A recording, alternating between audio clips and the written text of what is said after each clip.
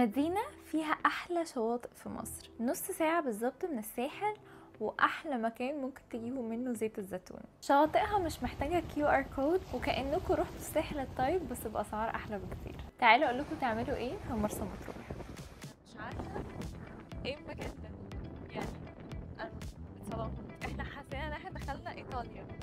يا جماعة بصوا المكان ده،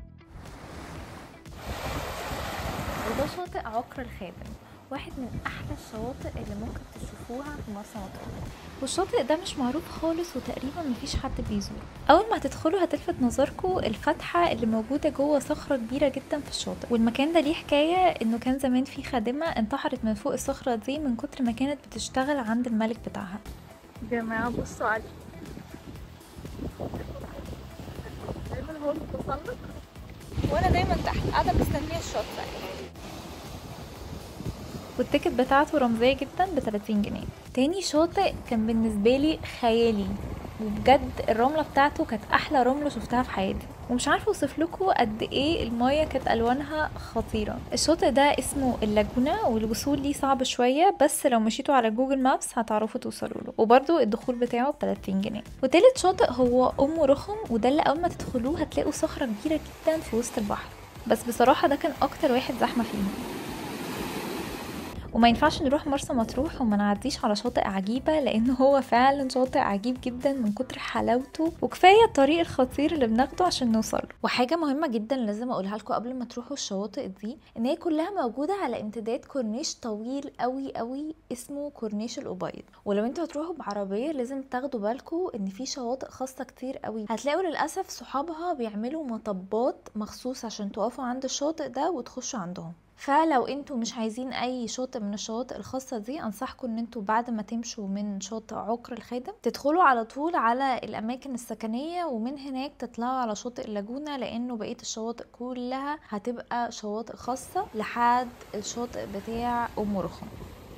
بما ان مرسى مطروح معروفة جدا بزيت الزيتون، فاحلى واكتر مكان الناس كلها قالت لنا نروحه عشان نجيب منه زيت زيتون هو فيرجينيا. وده مكان عامل زي سوبر ماركت كبير قوي، بيبيع حاجات طبيعية كتير جدا وفي معاصر زيت الزيتون. فيرجينيا بيبيع من اول الصابون لحد التوابل، حاجات كتيرة جدا جدا. فتعالوا اخدكم جولة جوه فيرجينيا واوريكم الاسعار بتاعت الحاجات هناك.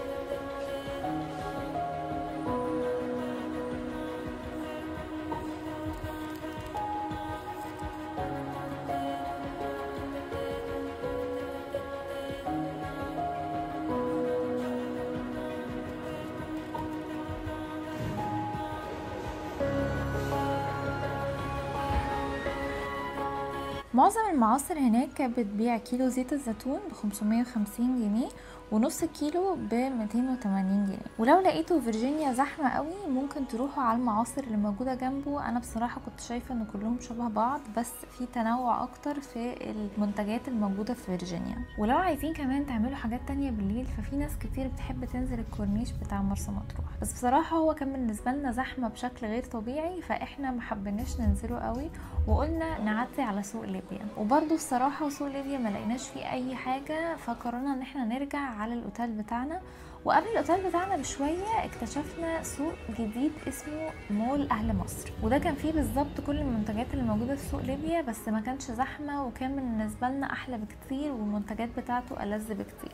هتلاقوا هناك محلات بتبيع المنتجات اليدوية بتاعت سيوة زي الشنط والسجاد. وانا بقى لقيت محل تحفة عامل زي الصيدلية كده، بس فيه حاجات كتير غريبة واسعارها رخيصة جدا. بيبيع منتجات السكين كير والهير كير، وحاجات شي ان وميك اب واكسسوارز وحاجات الستانلس ستيل. بجد حاجته تحفة واسعارها ارخص بكتير جدا من بره. واخر حاجة هو الفندق. في فنادق كتيرة قوي في مرسى مطروح، ومعظمهم مع الاسف مش احلى حاجة، بس احلى فندق روحته في مرسى مطروح وبالنسبة لي ممكن اروح مرسى مطروح مخصوص عشانه هو هوتيل 59، وده هحكي لكم عنه في الفيديو اللي جاي. فما تنسوش تعملوا سبسكرايب علشان تعرفوا كل جديد وكل الرحلات بتاعتي.